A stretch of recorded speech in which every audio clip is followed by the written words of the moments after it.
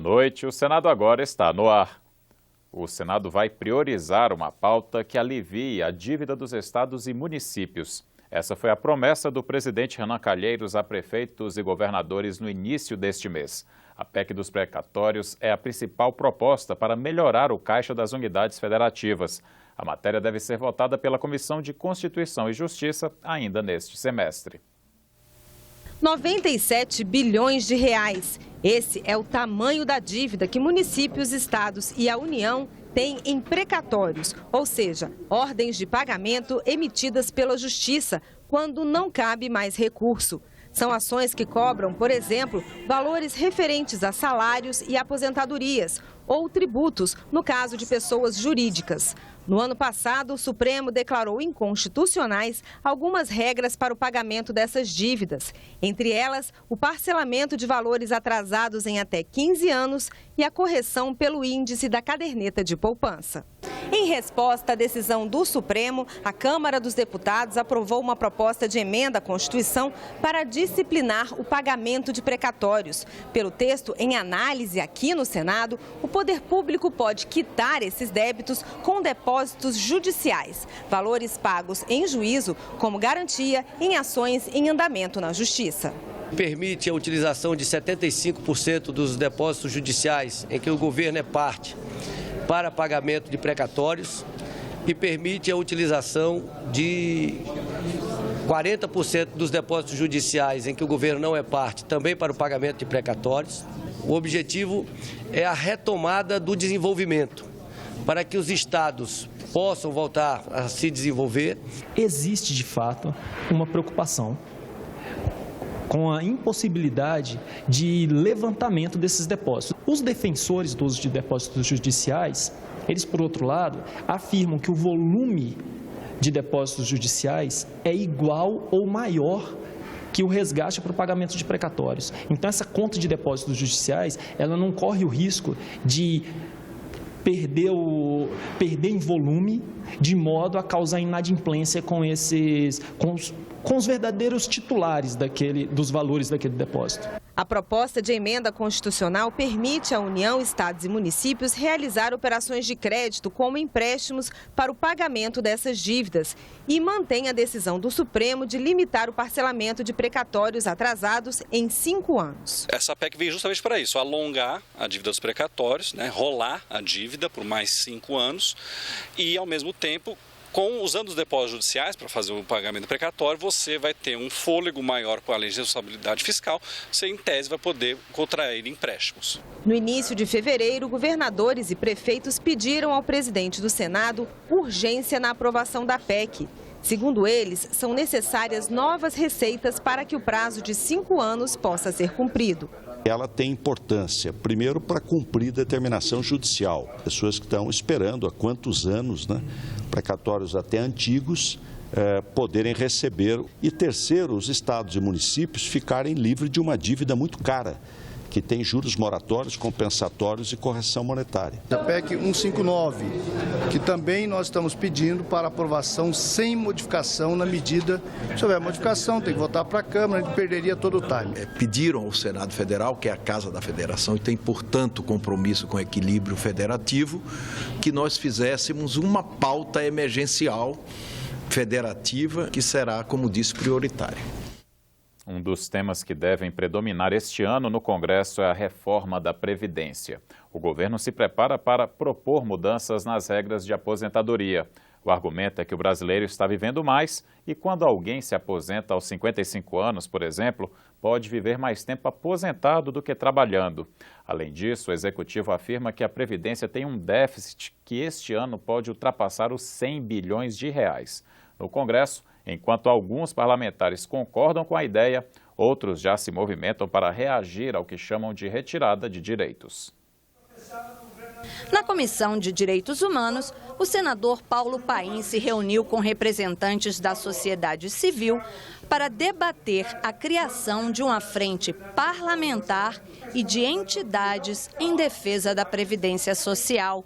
Eles afirmam que a Seguridade Social não é deficitária como diz o governo. Tanto é superavitário que o governo a cada ano se aposta de um percentual expressivo para gerar o superávit primário, através do instrumento famigerado que surgiu com o Fundo Social de Emergência, depois virou Fundo de Estabilidade Fiscal e agora é a desvinculação das receitas da União, a chamada DRU.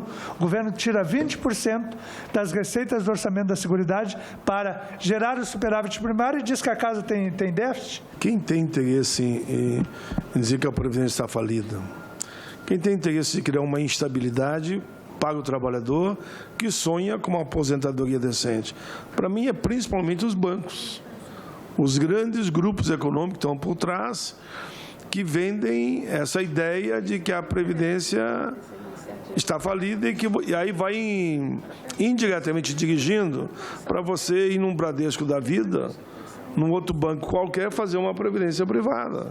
O grupo reclama que a mídia só reproduz os números do governo sem dar espaço para o contraditório.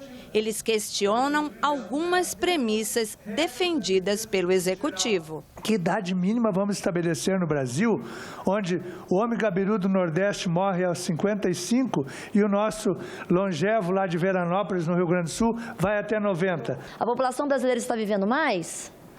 Mas ela está começando a trabalhar mais tarde também, não é? Isso envolve várias políticas públicas em que a gente não pode ver a Previdência como uma coisa isolada. Uma coisa muito interessante que a gente podia discutir, que é viável, rápido, para aumento de arrecadação, é a inclusão previdenciária, que ainda tem mais de 30% dos trabalhadores.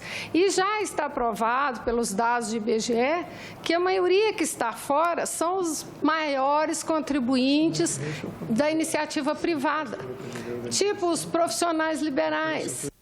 As preocupações com os gastos do governo dominam a pauta do plenário esta semana. Os senadores devem analisar matérias do ajuste fiscal e ainda a nova estrutura do Poder Executivo e a criação da Autoridade Fiscal Independente.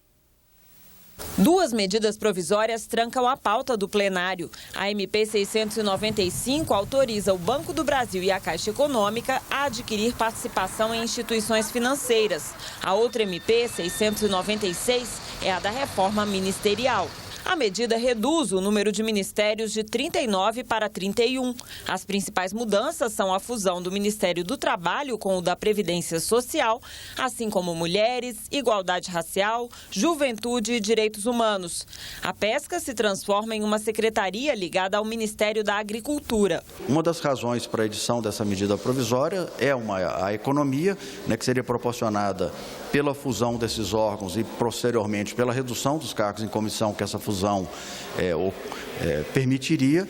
E o governo anuncia também que a redução do número de ministérios e a otimização de algumas funções levariam ao aumento da eficiência do governo. Além da MP 696, que faz parte do ajuste fiscal do governo enviado ao Congresso no ano passado, o plenário tem na pauta 3 projetos em regime de urgência e uma proposta de emenda à Constituição que tratam das contas públicas. A PEC reduz a quantidade de cargos comissionados no serviço público. Eles não poderiam ultrapassar 1/10 do total de funcionários de cada órgão público. A PEC já tem calendário especial aprovado para acelerar a votação. O plenário também pode votar a proposta que fixa um limite para a dívida da União proporcional à receita arrecadada.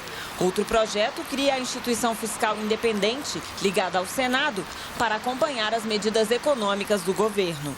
Esta semana, o presidente Renan Calheiros continua as reuniões com os blocos partidários para definir uma agenda de prioridades para a votação. Falta se reunir apenas com o bloco de apoio ao governo, formado por PT e PDT. Renan informou que vai conversar com o presidente da Câmara, Eduardo Cunha, para acelerar as votações dessa agenda.